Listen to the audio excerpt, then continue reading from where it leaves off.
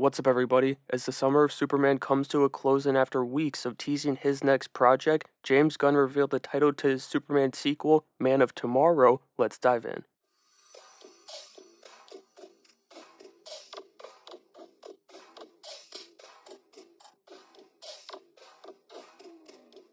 Before I get my tinfoil hat out and dive into what I believe we're going to see from our heroes and villains and Daily Planet employees too that we've met so far in the DCU, I want to get the facts out of the way first. Gunn confirmed that this hits theaters July 9th, 2027, and he's the writer-director as usual. He also confirmed that Nicholas Hoult and Rachel Brosnahan are returning as the lover and the foe, and I guess that probably should have been said in reverse order. The Nexus Point News put out a report shortly after this news broke from James Gunn himself, and while it's not official, they're an incredibly reliable source when it comes to everything in the DCU. They're saying this is going to get in front of cameras in June next year to hit its date in 2027, and that Superman will be teaming up with Lex Luthor to face a great foe, cough cough, Brainiac. But Nexus Point has also reported that 2027 is set to be the year of the Trinity in all forms of DC media, movies, comics, games, everything. So, and this is purely just my speculation,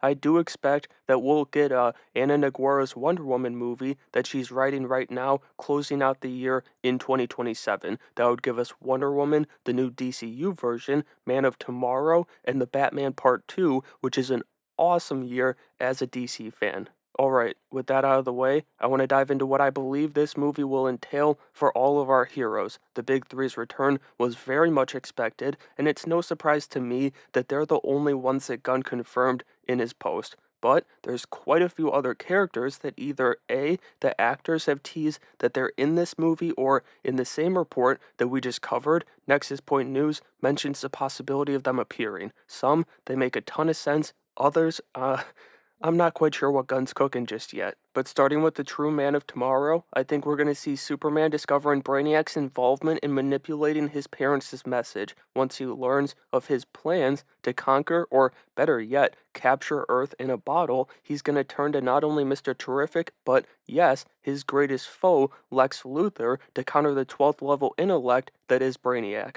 I also think we're going to get even more of him discovering and coming to terms with his Kryptonian heritage, whether, that's the horrible new version that Gunn introduced in the movie or a history closer to the one that we know. I have no doubt about this. It's something that he'll go through with his cousin Kara, and despite his realization that the Kents, yes, they are his true family, they made him the man who he is today, the Man of Tomorrow, the burning curiosity of his blood won't fade away either. Then as far as Mr. Luthor is concerned, I think it's pretty simple. He's going to team up with the Man of Steel only because he's pissed that Brainiac used him as a pawn in his own plans. Imagine this. As Kal-El began using his abilities as Superman, Brainiac stalked Lex just as Luthor did the Boy Scout. I think this version of Brainiac, he's not going to waste any time partnering with Lex just to betray him. At the end of the day, he's going to get straight to business. But this is definitely going to be how Lex fixes his public image after being hauled off to Bel Rev. Maybe, and again, this is purely speculation, but maybe he uses his save against Brainiac to launch his political career. It makes all the sense in the world to me, and he's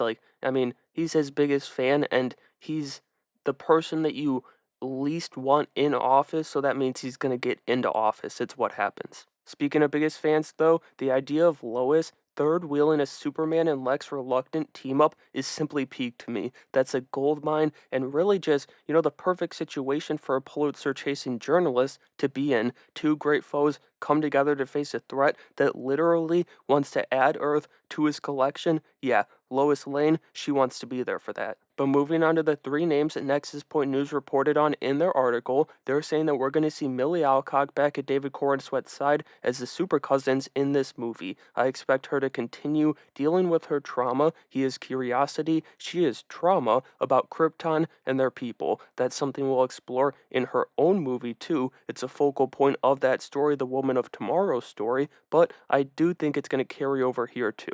I also love the popular theory that in the DCU canon, Brainiac is actually the one responsible for destroying Krypton, and so his attack on Earth would just be, reliving nightmares for Kara. I think that's a fascinating angle to approach it at, and having Millie Alcock to portray that is just so exciting. Then we've got the two that I'm like, Gunn, what in the hell are you doing, brother? And the first is Lobo. I honestly can't think of a reason he'd team up with these heroes to stop Brainiac. I mean, obviously it makes sense to be in a Superman movie, just not this one. The one reason for him to appear, though, is that Gunn cast Jason Momoa as Lobo himself. He just gave him the role. And so, yeah, I'd imagine he is going to pop up in one of Gunn's projects, just like Gunn cast Millie Alcock as Supergirl, despite not being the director of Supergirl, and she popped up at the end of Superman. Nexus Point also reported that Peacemaker is going to be in the movie, and he's at least trying to be a hero in the DCU, so I guess that one makes a bit more sense. I do kind of see a way for it to work, but still,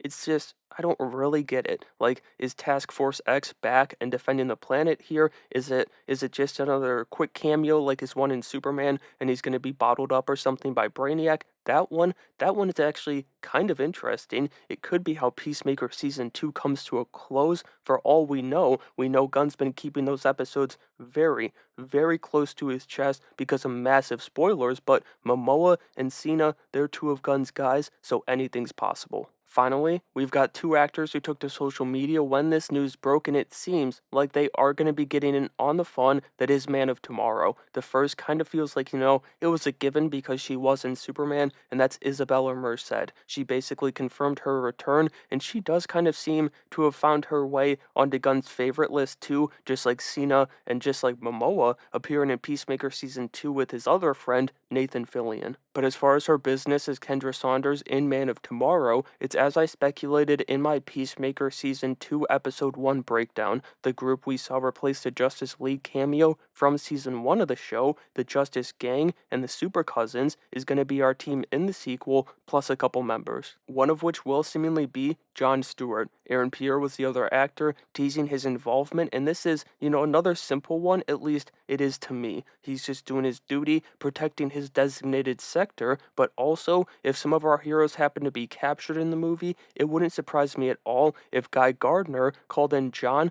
and if he's still breathing, Hal Jordan too. That was a whole lot of speculation there, but this was an exciting announcement, and I'll also simplify it for you to wrap things up here. Superman, Supergirl, the Justice Gang, and maybe a couple Green Lanterns and anti-heroes face off with Brainiac. It's big, it's ambitious, but that's what Gunn does. We could even see the Suicide Squad-esque opening where one group of heroes is captured and shrunk, setting the table for the other one to save the day. And so that's going to do it for today's video. I'm pumped for Man of Tomorrow, but let me know what you want to see from Gunn's sequel down in the comments below, and make sure you have a great day.